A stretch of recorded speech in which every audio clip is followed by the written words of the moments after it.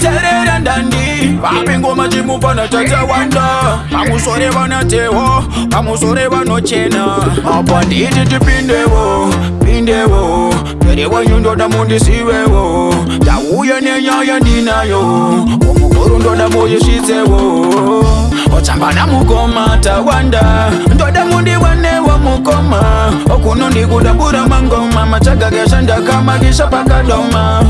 Tsamba mukomaBangwela Ndoda mundiwanewa mukoma Okuno ndikudabura mangoma Machaga geshanda kama gisha pakadoma Fanike pao yapo makarwara Kwere chasene ninda tichaka wana wora Yaingupa mirivisi vachipangwa mora Fantasikiro machaka ndaikoponora Hey, marije tumo indini masendeke Shekumanya tekatora kachimisike Tikashura bakari kachikimpe chiti Mamboti mambo bakai kanda paripiti Tsamba mukomaTawanda Ndoda mundiwanewa mukoma Okuno ndikudabura mangoma Machaga geshanda kama gisha pakadoma Tsamba mukomaBangwela Ndoda mundiwanewa mukoma Okuno ndikudabura mangoma Machaga geshanda kama gisha pakadoma Ndobaputa kungetodura ndasunga ndinobaputa Umakandikariga ndinodziruta kunge kamara tandachiva chasaluta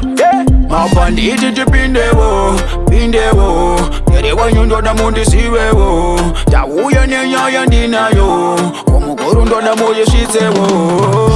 Tsamba mukomaTawanda Ndoda mundiwanewa mukoma Okuno ndikudabura mangoma Machaga geshanda kama gisha pakadoma Tsamba mukomaBangwela Ndoda mundiwanewa mukoma Okuno ndikudabura mangoma Machaga geshanda kama gisha pakadoma Fanike pao yapo makarwara Kwere chasene ninda tichaka wana wora Yaingupa mirivisi vachipangwa mora Fantasikiro machaka ndaikoponora Hey, marije tumo indini masendeke Shekumanya tekatora kachimisike Tikashura bakari kachikimpe chiti Mamboti mambo bakai kanda paripiti Tsamba mukomaTawanda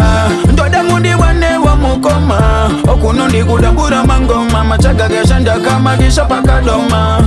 Tsamba mukomaBangwela Ndoda mundiwanewa mukoma Okuno ndikudabura mangoma Machaga geshanda kama gisha pakadoma